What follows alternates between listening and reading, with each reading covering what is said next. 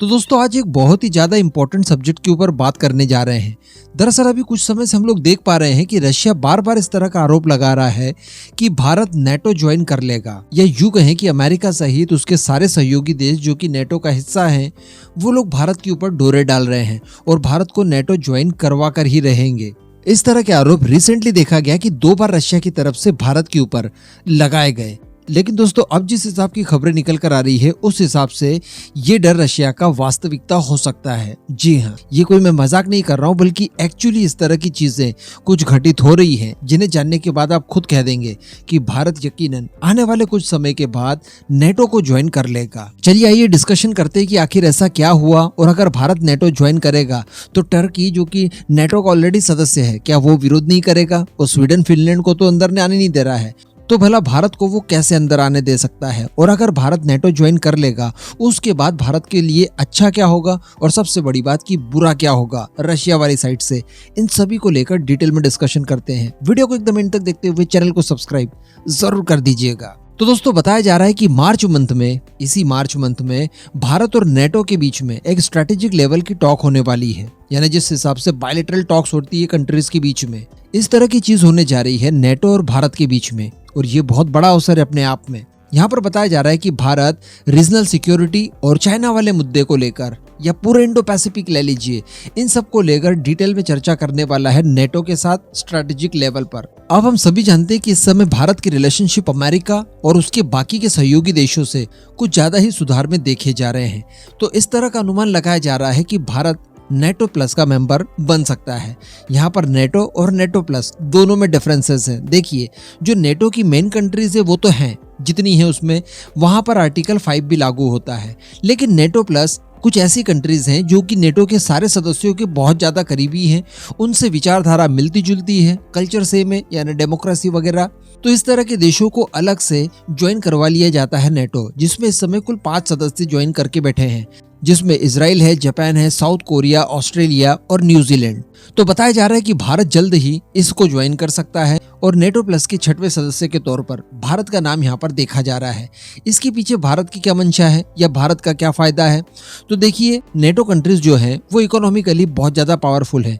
अगर Bharat NATO join कर लेता है तो कहीं ना कहीं ट्रेड को लेकर भी भारत को काफी ज्यादा आसानी होगी। इन देशों से डायरेक्टली ट्रेड काफी ज्यादा उसके बाद आसान हो जाएगा। दुनिया के जो बड़े बड़े देश हैं जिनके सैंक्शंस वगैरह काफी ज्यादा इफेक्टिव वगैरह होते हैं, जो दुनिया की सबसे बड़ी बड़ी इकोनॉमीज है, उन देशों के भारत बहुत ज्यादा करीब जाकर पहुंच जाएगा। और अगर नेटो प्लस भारत ज्वाइन कर लेगा तो इन फ्यूचर बहुत ज्यादा चांसेस होंगे, बहुत ही ज्यादा, कि भारत एक्चुअली नेटो में भी ज्वाइन हो जाए, जिसमें आर्टिकल 5 का भी प्रावधान है, यानी एक देश के ऊपर अटैक यानी दूसरे देश के ऊपर अटैक। अब यहाँ पर सबसे बड़ी समस्या ये आ सकती है कि ऐसा करने पर क्या टर्की विरोध नहीं करेगा? तो दोस्तों जो काफी समय से मेरे चैनल के साथ बने हुए हैं, मैं डायरेक्टली नाम लेकर कोट करना चाहूंगा मनोज भाई का, उन सभी को पता होगा जब जो बाइडेन पावर में आए थे, अमेरिका के प्रेसिडेंट बने थे, मैं उसी समय से बोलते आ रहा हूं लगातार कि टर्की को बहुत ही जल्द नेटो से बाहर करवा दिया जाएगा। हालांकि टर्की को एकदम से नेटो से बाहर करवा देना ये इतना ज्यादा आसान भी नहीं होगा। इसके पीछे का कारण है, अगर टर्की को एकदम से नेटो से बाहर करवा दिया जाता है, दूध में पड़ी मक्खी की तरह अगर बाहर फेंक देते हैं,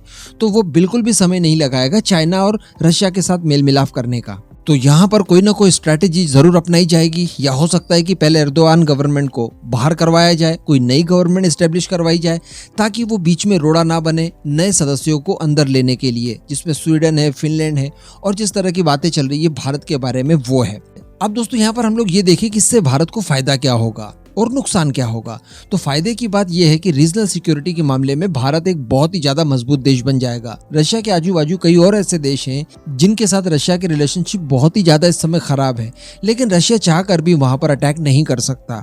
इसके पीछे का कारण है नेटो। वो लोग नेटो के सदस्य हैं, और यही एक कारण है कि फिनलैंड और स्वीडन भी चाहते हैं, जिनकी बॉर्डर्स रशिया से मिलती है, कि हम लोग नेटो ज्वाइन कर लें, ताकि इन फ्यूचर यूक्रेन जैसी परिस्थिति हमारे साथ ना आ पाए। क्योंकि नेटो कंट्री के ऊपर अटैक करना यानी पूरे के पूरे नेटो के ऊपर अटैक कर देना, इस तरह की चीजें हो सकती हैं।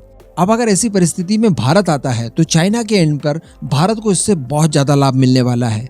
यानी चाइना उसके बाद भारत पर कभी आक्रमण करने के बारे में सोच भी नहीं सकता। जिस तरह से आज रशिया नेटो कंट्रीज के ऊपर अटैक नहीं कर सकता, कितना भी वो पावरफुल हो, ठीक उसी तरह से चाइना की स्थिति भी आ जाएगी और भारत एक बहुत ही ज्यादा सिक्योर एंड सेफ कंट्री बन जाएगा। हालांकि भारत इसके बाद भी अपनी ताकत यूं ही बढ़ाता रहेगा, लेकिन इसके बावजूद नेटो नाम का एक अम्ब्रेला भारत की हिफाजत करने के लिए सदैव तैयार रहेगा। ये भारत के दो सबसे बड़े फायदे हैं, एक तो जो शुरुआत में ट्रेड वाली बात कही, इन देशों के करीब जाने वाली, और दूसरा चाइना के एंड पर। अब तीसरी बात कर ली जाए जो सबसे इम्पोर्टेंट है, नुकसान वाली बात, और इसके बारे में रशिया फिर क्या करेगा। तो दोस्तों देखिए, अगर भारत नेटो ज्वाइन कर लेता है तो इसमें कोई दो मत नहीं है कि रशिया फिर हमारा बाय डिफॉल्ट राइवल ही बन गया। उसके बाद रशिया और हमारे रिलेशनशिप वैसे बिल्कुल नहीं रह पाएंगे जैसे कि आज है। इसके दूसरे कुछ और नुकसान भी हैं, जैसे कि भारत के नेटो ज्वाइन करते ही चाइना और रशिया बिल्कुल खुले तौर पर एक हो सकते हैं।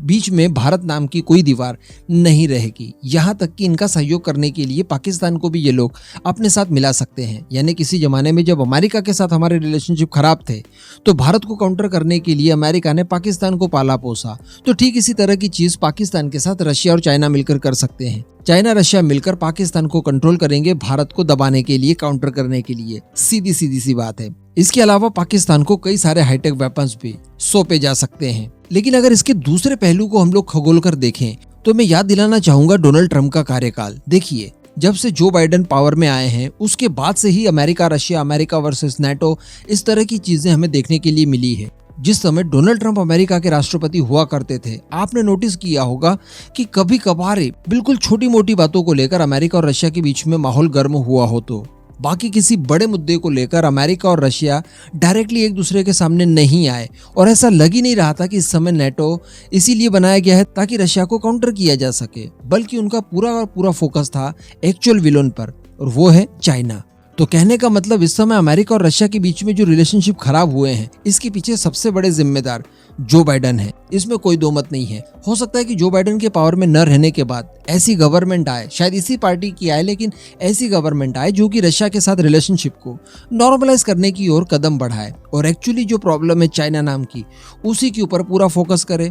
तो जो नुकसान हम देख सकते हैं भारत के नेटो ज्वाइन करने के बाद, वो एक्चुअली है नहीं। इस समय रशिया उतना ज्यादा बड़ा थ्रेट अमेरिका या फिर नेटो के लिए नहीं है, अगर ये लोग उंगली ना करे तो मे भी कि अगर भारत जिस दिन नेटो ज्वाइन कर ले, उसके बाद जब अमेरिका में गवर्नमेंट वगैरह भी सूटेबल आ जाए, तो शायद रशिया के साथ इतनी तनातनी ना रहे और इस बीच हम लोग कुछ हद तक रशिया के साथ रिलेशनशिप को मेंटेन भी कर लें। तो स्थितियां काफी कुछ हो सकती है। लेकिन अभी देखने वाली बात रहेगी कि मार्च में ये जो टॉक होने वाली है भारत और नेटो के बीच में, इसमें किस तरह के निर्णय निकलते हैं। आपके हिसाब से इस पूरे मुद्दे पर क्या मानना है, नीचे कमेंट करके जरूर बताइएगा।